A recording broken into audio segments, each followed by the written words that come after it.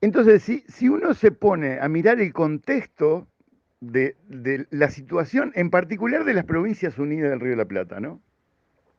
Este, ¿Qué eran las Provincias Unidas del Río de la Plata o qué era después la Confederación Argentina?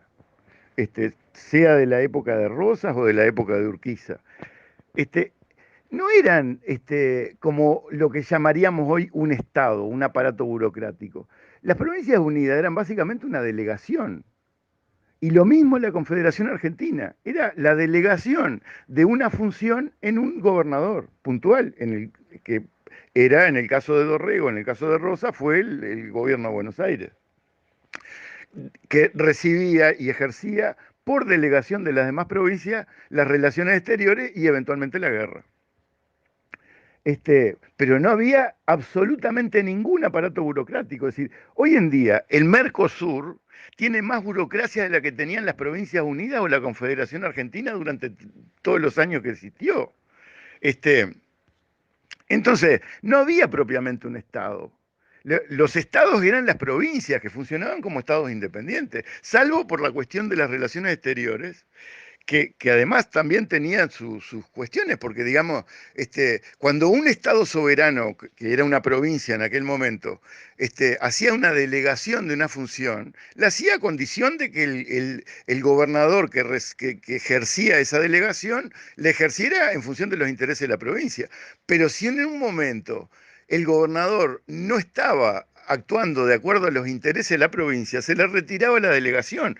Y te pongo un ejemplo bien claro. En 1851, el gobernador Justo José de Urquiza de la provincia de Entre Ríos se pronuncia diciendo que el gobernador Juan Manuel de Rosas, que estaba en ejercicio de las relaciones exteriores, ya no estaba representando los intereses de la provincia de Entre Ríos, por lo tanto, él asumía la representación de las relaciones exteriores.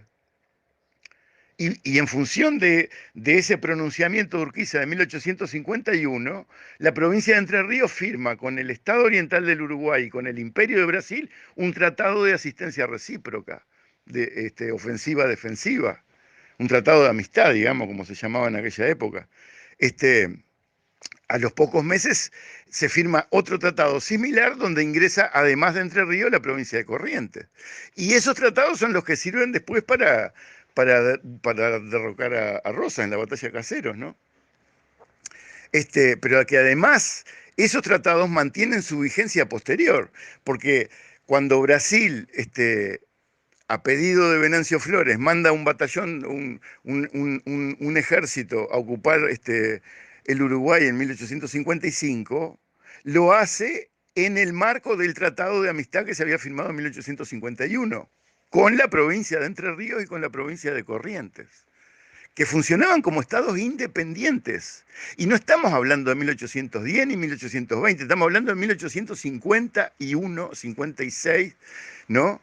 Cuando se produce todo esto. La Constitución perdón, 1851. El tratado es invocado en 1855, ese tratado que había firmado Entre Ríos. Y en 1855 ya se había aprobado la Constitución Argentina de la Confederación Argentina de 1853. Fíjate vos qué interesante, ¿no? Que además esa primera constitución argentina se llamaba Constitución de la Confederación Argentina, no de la Nación Argentina como se le cambió después en 1860. Bueno, entonces, en ese contexto, después de la aprobación de la Constitución Argentina de 1853, se dan condiciones nuevas que permiten que Urquiza, siendo en ese momento, en 1856, el presidente de la Confederación, y en vistas de lo que estaba pasando en la banda oriental, de esta ocupación que te digo, de que a pedido del presidente Venancio Flores, presidente de facto, viene una fuerza militar brasilera a pacificar la banda oriental, en 1855, Urquiza convoca al Imperio de Brasil para firmar un nuevo tratado, una nueva tratado o convención de paz definitiva entre la Argentina y Brasil. Y así es que se negocia y se firma el Tratado de Paz, Amistad, Comercio y Navegación entre la Confederación Argentina y el Imperio de Brasil, que se firmó en la ciudad de Paraná el 7 de marzo de 1856, firmado por Justo José de Urquiza. Esa es la convención definitiva de paz. En los artículos de ese tratado, sí, digo, la intención era seguirla, lo que pasa es que esto es un tema que da para conversar un rato largo.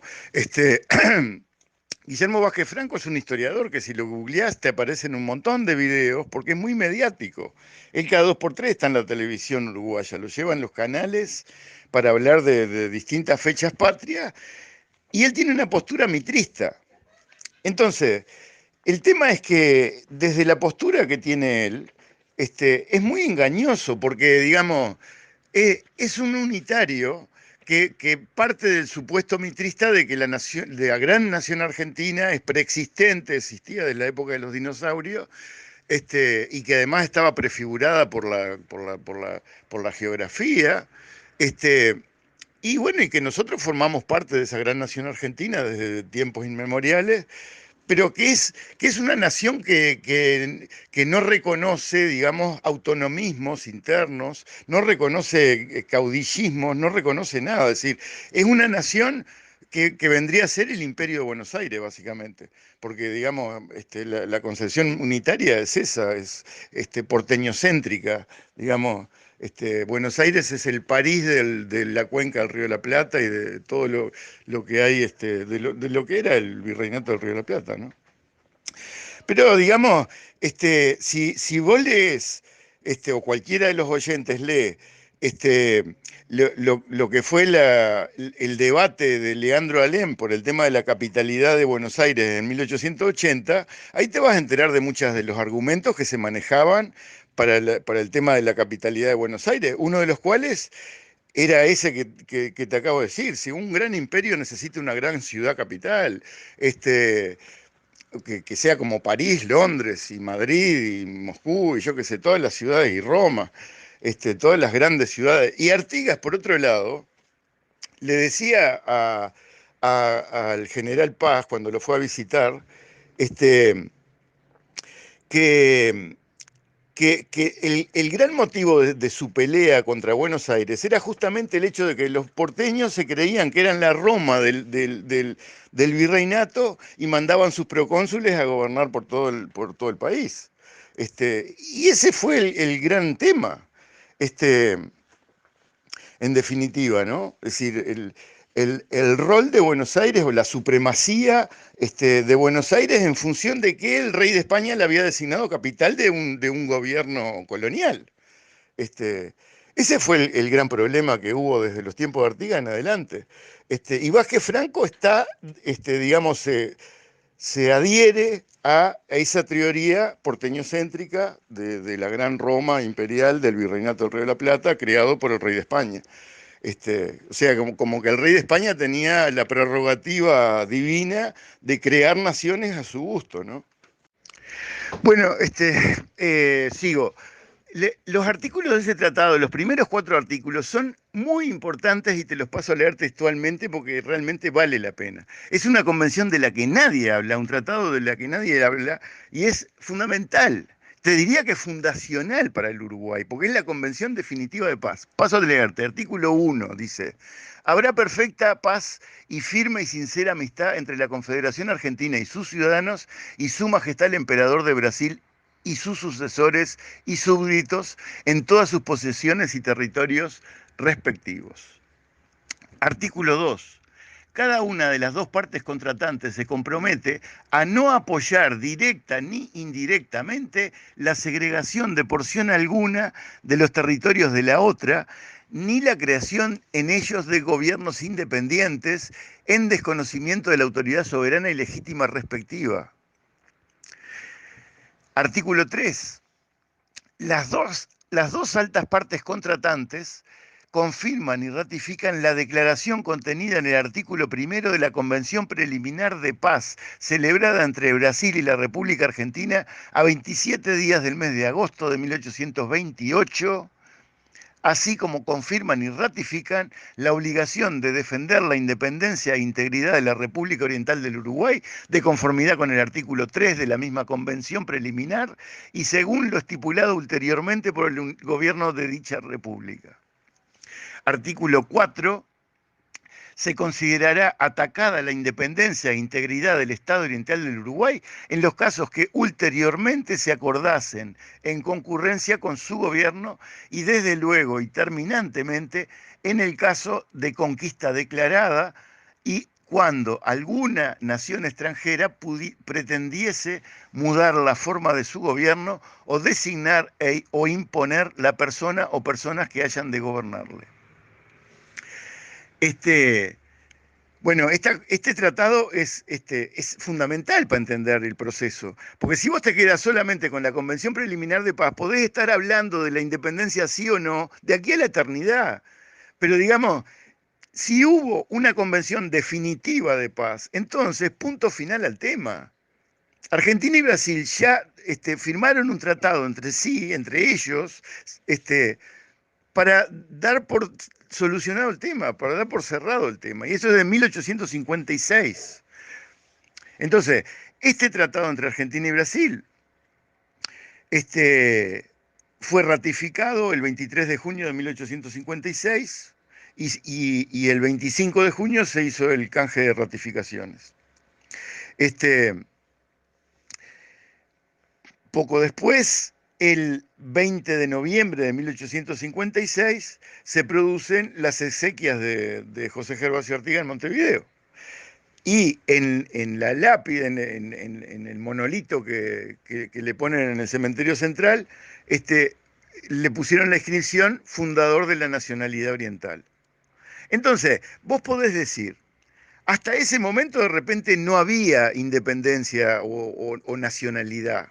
La hubo desde el preciso momento en que los gobernantes que estaban en ese momento en la provincia oriental, Gabriel Pereira y bueno, estaba Oribe también, resuelven que la lápida de Artigas tiene que decir fundador de la nacionalidad oriental. O sea, fue todo un proceso que duró, ponele, incluso desde las invasiones inglesas, que es cuando se empieza a descomponer todo el sistema, ¿no? Todo el sistema español. Pero desde 1806, ponele, hasta 1856. En 1856 se firma el Tratado Definitivo de Paz, en los términos que te lo acabo de comentar en los primeros 4 artículos. Es mucho más largo el tratado, pero los primeros 4 artículos son importantes a los efectos nuestros. Bueno, y además otro elemento, un detalle que no es menor, es que Urquiza es federal también. No es menor eso, porque digamos, el que firma la Convención Preliminar de Paz, Manuel Dorrego, federal. La ratifican otros 5 gobernadores federales. Y el tratado definitivo lo firma otro gobernador federal, Urquiza, unos cuantos años después.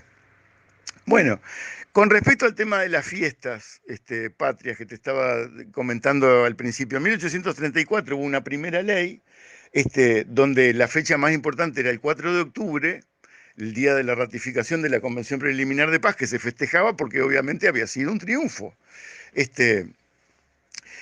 Y en 1860, con posterioridad a este tratado que te acabo de mencionar, 1860, el gobierno de Bernardo Berro aprueba otra ley del 10 de mayo de ese año, donde se sustituye, se elimina, digamos, la fecha del 4 de octubre y en su lugar se pone el 25 de agosto. Y, dicho sea de paso, tanto en la ley de 1834 como en la ley de 1860, una de las fechas patrias que se conmemora en el Estado Oriental del Uruguay es el 25 de mayo. El 25 de mayo se conmemora incluso en la ley de 1860. Bueno, digamos,